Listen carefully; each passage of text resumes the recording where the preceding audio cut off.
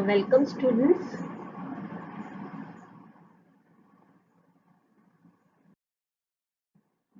In the given figure, guns is a parallelogram. Find x and y.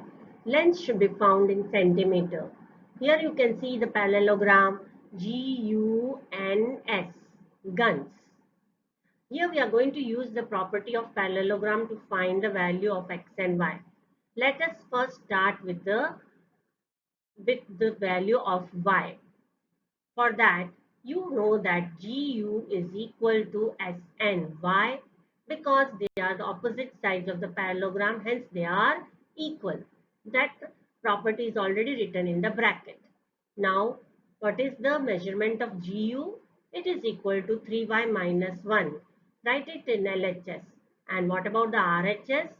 It is the length of SN, which is equal to 26 centimeter. So Sn is written in RHS. Now 3y is equal to 26 plus 1. We transposed 1 to RHS and then we divided by 3 to find the value of y.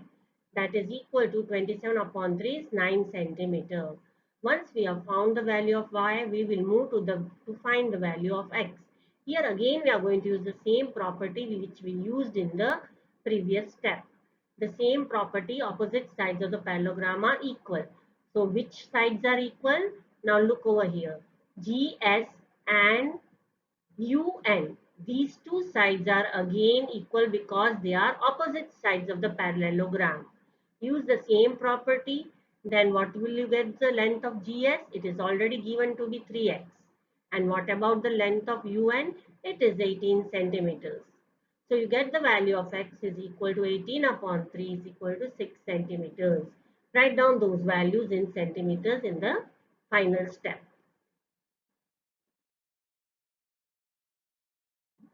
This is another parallelogram. The name is runs, RUNS, runs. Now let us see which property we are going to use over here. Here you can see two diagonals and they are bisecting each other. So in parallelogram, the diagonals bisect each other. What means bisect? They are divided by each other into equal lengths. Like here, if we are using O, then OR is equal to ON. That is called that the diagonal is bisected by SU. This bisector SU is dividing Rn into two equal parts. Which are those two equal parts? OR and ON. Similarly, this diagonal Rn is bisecting the diagonal SU. How? Because Rn is the bisector, SU will be divided into two equal parts. Which are those two equal parts? SO and OU. So that is our first step, that SO is equal to OU because the diagonals are bisecting each other. Now what is the length of OU? OU is equal to y plus 7. So write down y plus 7. Now that is equal to 20 centimeters. So what is the value of y? Y is equal to 20 minus 7, that is 13 centimeters. Now what about the other bisector? Now here you can see that SU is bisecting RN. It means RO is equal to ON, which is written over here. What is the value of ON? It is equal to x plus y. And what is the value of OR? It is equal to 16, which is written in RHS. Now we will find the value of x. We already found the value of y equal to 13. So replace y with 13. Now x plus 13 is equal to 16. So we can get the value of 16. We can get the value of x by transposing 13 to RHS. So what we got? X is equal to 16 minus 13 is equal to 3 centimeter. Hence we got the values of x and y. The value of x is 3 centimeter and that of y is 13 centimeter, which is our last step. In the given figure, both wrist and clue are parallelograms. Find the value of x. Now RISK, can you see it is a parallelogram? So RISK is one parallelogram, and can you visualize the other parallelogram? Yes, CLUE is the another parallelogram. So here you can see the combination of two parallelograms. Now we have to find the value of x, but what is given?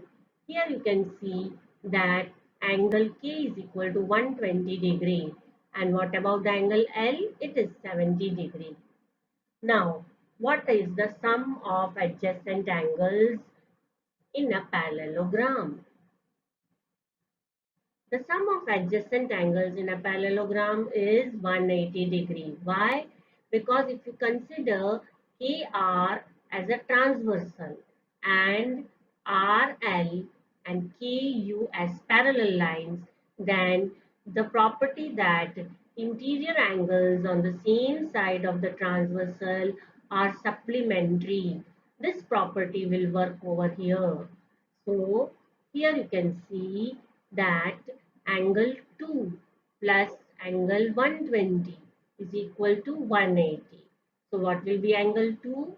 It will be equal to 60 degree. And in triangle OES, angle x plus angle 1 plus angle 2. Now why is this angle 2? Because it is opposite to angle R. Angle R and angle S are equal. So here we have written angle R equal to angle 2. Therefore, angle S is also angle 2. Now this is a triangle. So by angle sum property, angle X plus angle 1 plus angle 2 is equal to 180 degree. Now what is angle 1? Angle 1 is equal to 70 degree. Why? Because angle 1 and 70 are opposite angles, and opposite angles in a parallelogram are equal. Which parallelogram? CLUE. In this parallelogram, angle E is equal to angle L. Therefore, angle L is 70 degree, therefore angle E is also 70 degree. But here we have replaced angle E with angle 1. So you can see that angle 1 is equal to 70 degree. Angle 2 is equal to how many degrees? 60 degrees, because here they are supplementary. So now we are only remained with angle x, and by angle sum property we will find that angle x is equal to 50 degree by transposing 130 to RHS. Explain how this figure is a trapezium. Which of its two sides are parallel? As we all know that in a trapezium, only one pair of sides is parallel. The other pair of sides is not parallel. Now in this trapezium, we are going to find out which side is having a parallel pair. So let us find that pair. For that, we must know also one more property of parallel lines. If the lines are parallel, then the sum of the interior angles on the same side of the transversal is 180 degree. And on the converse of it is that if the sum of two adjacent angles on the same side of a transversal is 180 degree, then the lines are parallel. So here we are working with the converse. We are seeing that angle M plus angle L is equal to 180 degree. It means they are adjacent sides, and they are adjacent angles, and the sum of these adjacent angles is 180 degree. It means the lines KL and MN are parallel, and from the figure it is quite evident that only one pair is parallel, and that is KL parallel to NM. AL is parallel to MN. Therefore, KLMN is a trapezium.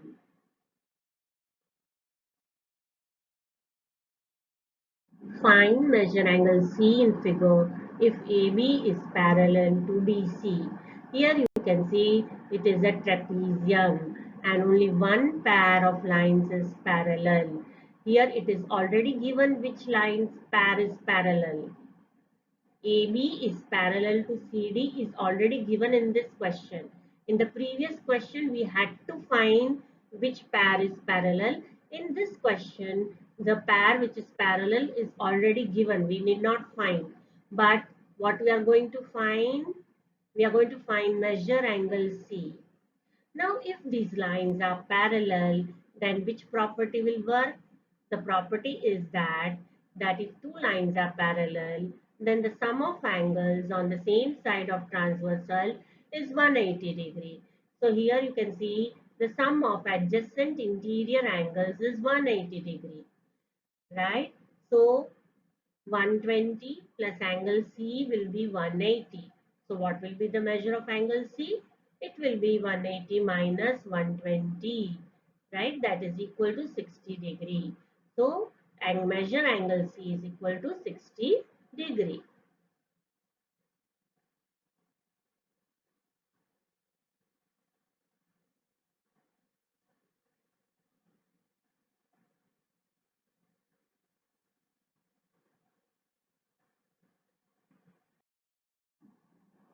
Find the measures of angle P and angle S if SP is parallel to RQ.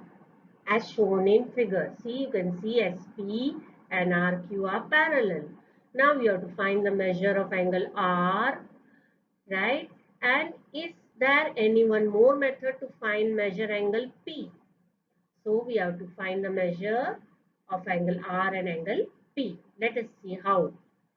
Now we know that angle Q is equal to 130 degree and angle R is equal to 90 degree. Though it is not given, it is visible that it is 90 degree. And then one more property is SP is parallel to RQ is given. If the pair of sides is parallel, then the sum of adjacent angles will be 180. So here you can see that angle P plus angle Q will be 180. Now therefore, angle P will be 180 minus 130.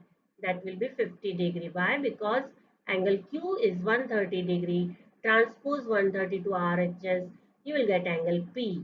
So, angle P is equal to 180 minus 130 is equal to 50 degree. Now, angle S plus angle R is also adjacent angles. This is a pair of adjacent angles, and because the lines are parallel, then these adjacent angles will be supplementary. It means that total will be 180 as it is given over here. Angle S plus angle R is equal to 180 degree adjacent angles. And we already know that angle R is 90 degree. Though it is not given in the figure, we know that it is 90 degree. So angle S plus 90 is equal to 180 degree. Therefore, angle S is equal to 180 minus 90, that is 90 degree. Here we have used the property of adjacent angles two times. Once over here and once in this part. Once we have used for angle S and angle R. For this pair we have used the property of adjacent angles, and for other time we have used in this pair the property of adjacent angles. But we can even do this square sum in one more way. The alternate method is over here. We all know that the sum of the angles in a quadrilateral is 360 degree. So just add all the angles, and from this all the angles only we don't know is the angle P. We know the other angles. How? These are 90 degree. It is already shown in the figure by its representation. Angles which are 90 degree are always shown by a box sign. So we know all the other angles except P. Just write the values of all the angles. Angle P is unknown, plus angle Q 130 and R and S are 90° each. On adding, we get 310. Transpose this 310, you can get the measure of angle P, which is 50°.